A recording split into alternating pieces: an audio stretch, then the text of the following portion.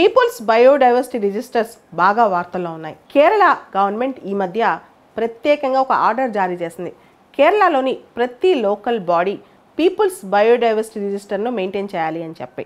అసలు వీటి ఆవశ్యకత ఏంటి, దీని స్టోరీ ఏంటి? ముందుగా కేరళలో ఒక సక్సెస్ స్టోరీ చూద్దాం. కేరళలోని అలెపూజ జిల్లాలో తలకర అని ఒక గ్రామ పంచాయతీ లోకల్ కమ్యూనిటీస్, లోకల్ పీపుల్తో కలిపి, అంటే స్థానికంగా ఉన్న ప్రజలతో కలిపి ఒక బయోడైవర్సిటీ రిజిస్టర్ను తయారు చేసింది అక్కడ అనమాట. కాంప్రిహెన్సివ్గా చాలా సమగ్రమైన రిజిస్టర్ని అక్కడ పంచాయతీ రిలీజ్ చేసింది. ఇది సక్సెస్ మోడల్ అయిపోయిందనమాట తలకరాలో. మీరు గమనిస్తే తలకరాలో ఇండియన్ బ్లాక్ టర్టిల్స్ చాలా ఎక్కువ ఉండే అంటే ఒకప్పుడు. తలకర గ్రామ పంచాయతీ ప్రాంతంలో తాబేళ్ళు అనమాట, నల్ల రంగు తాబేళ్ళు, ఇండియన్ బ్లాక్ టర్టిల్స్ చాలా ఎక్కువ ఉండే. వాటి జనాభా చాలా తగ్గిపోయిందంట. పీపుల్ ఫైండ్ అవుట్ చేశారు, అక్కడ లోకల్ కమ్యూనిటీస్ దీన్ని కనిపెట్టారనమాట. ఎందుకు అంటే మీట్ కోసం, వాటి మాంసం కోసం చాలామంది వాటిని చంపి తినేస్తున్నారని కూడా ప్రజలు అక్కడ కబురు చేశారు. దీంతో పాటు ఇండియన్ గార్డెన్ లిజర్డ్స్, తర్వాత ఫ్లయింగ్ ఫాక్సెస్, వీటి సంఖ్య కూడా బాగా తగ్గిందంట ఆ తలకర ప్రాంతంలో. అయితే కొన్ని జంతు జాతి సంఖ్య బాగా పెరిగిందంట. ఉదాహరణకి పీజియన్స్ ఇవన్నీ కూడా అక్కడ పెరిగాయంట. ఇవన్నీ కూడా లోకల్ పీపుల్ కనిపెట్టారు, కబురు చేశారు. దాంతోపాటు లోకల్ పీపుల్ ఇంటిగ్రేట్ చేసి కనిపెట్టిన అంశాల్లో అక్కడ పంచాయతీ సేక్రెడ్ గ్రోవ్స్, అంటే పుట్టలు, చెట్లు, పొదలు ఏదైతే కొలుస్తుంటారో వాటి సంగతి, పాండ్స్, చిన్న చిన్న చెరువులు, పంచాయతీ ఎలా కన్జర్వ్ చేసింది, ఇవన్నీ కూడా అక్కడ డీటెయిల్ స్టోరీ వచ్చిందనమాట. సో ఈ తలకర సక్సెస్ అవ్వడానికి ప్రధానమైన కారణం లోకల్ పీపుల్ వచ్చి, అంటే స్థానిక ప్రజలు వచ్చి, లోకల్ కమ్యూనిటీస్ కానీ, అక్కడ పనిచేసిన ఎన్జిఓస్ కానీ, ఎన్విరాన్మెంటల్ యాక్టివిస్టులు కానీ, వీళ్ళందరూ వచ్చి ఇన్వాల్వ్ అవటం అనమాట. ఈ తలకర సక్సెస్తో కేరళలోని మరికొన్ని ప్రాంతాలు, ఉదాహరణకి త్రిశూర్ జిల్లాలోని శ్రీనారాయణపురం, కోజికోడ్లో మరుతన్ కడలుండి, ఇలాంటి ప్రాంతాలు ఇవన్నీ కూడా అక్కడ సక్సెస్ అయ్యారనమాట పీపుల్స్ బయోడైవర్సిటీ రిజిస్టర్ని మెయింటైన్ చేయడంలో. అసలు ఈ పీపుల్స్ బయోడైవర్సిటీ రిజిస్టర్ అంటే ఏంటి?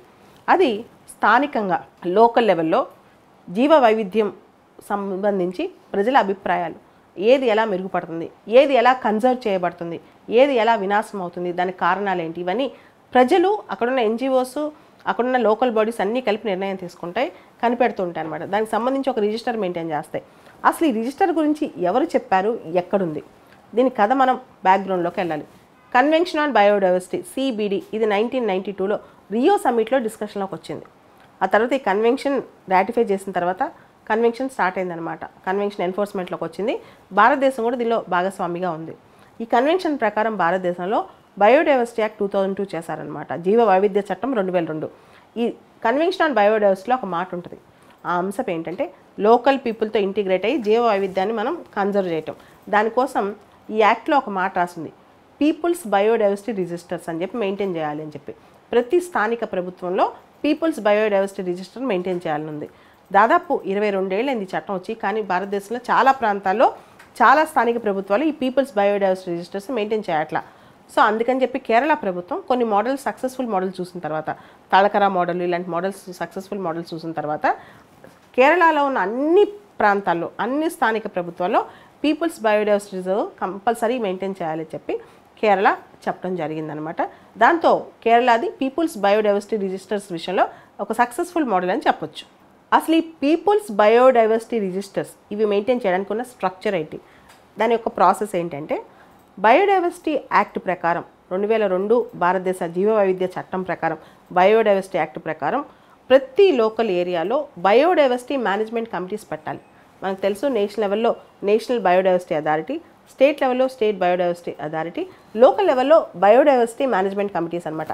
ఈ బయోడైవర్సిటీ మేనేజ్మెంట్ కమిటీస్ ఏవైతే ఉన్నాయో అవి స్థానిక ప్రజలు, స్థానిక ఎన్జిఓస్, స్థానిక యాక్టివిస్టులు వీళ్ళందరితో కలిసి అనుసంధానమై వర్క్ చేస్తూ ఒక రిజిస్టర్ని బయోడైవర్సిటీ మేనేజ్మెంట్ కమిటీస్ మెయింటైన్ చేయాలన్నమాట, లోకల్ బాడీస్తో కలిపి కూడా. దీంతో పాటు మనం గమనిస్తే 73, 74 రాజ్యాంగ సవరణలు, దానిలో యాడ్ అయిన 11th షెడ్యూల్, 12th షెడ్యూల్ కూడా లోకల్ పాండ్స్ గురించి, సోషల్ ఫారెస్ట్రీ, తర్వాత చెట్లు పెంపకాలు, వీటన్నిటి గురించి కూడా దానిలో ఉంటుంది అనమాట. So 11th schedule, 12th schedule, 73rd, 74th. దీంతో పాటు ఫినాన్స్ కమిషన్ వాళ్ళు, ఆర్థిక సంఘం వాళ్ళు ఫారెస్ట్ అండ్ ఎకాలజీ, అక్కడ అడవుల సంరక్షణ, అక్కడ చెట్ల సంరక్షణ, దానికి లోకల్ బాడీకి సంబంధించిన పాండ్స్, వీటన్నిటికి సంబంధించి బయోడైవర్సిటీ సంబంధించి స్పెషల్గా లోకల్ ఫండ్ ఒకటి కేటాయిస్తారనమాట. సో ఈ విధంగా panchayats, finance commission, biodiversity management committees, local people participation, ఇవన్నీ చాలా ఇంపార్టెంట్.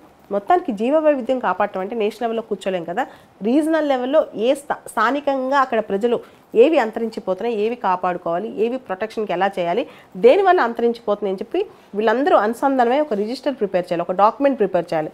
అదే పీపుల్స్ బయోడైవర్సిటీ రిజిస్టర్ లేదా పీపుల్స్ డాక్యుమెంట్ ఆన్ బయోడైవర్సిటీ.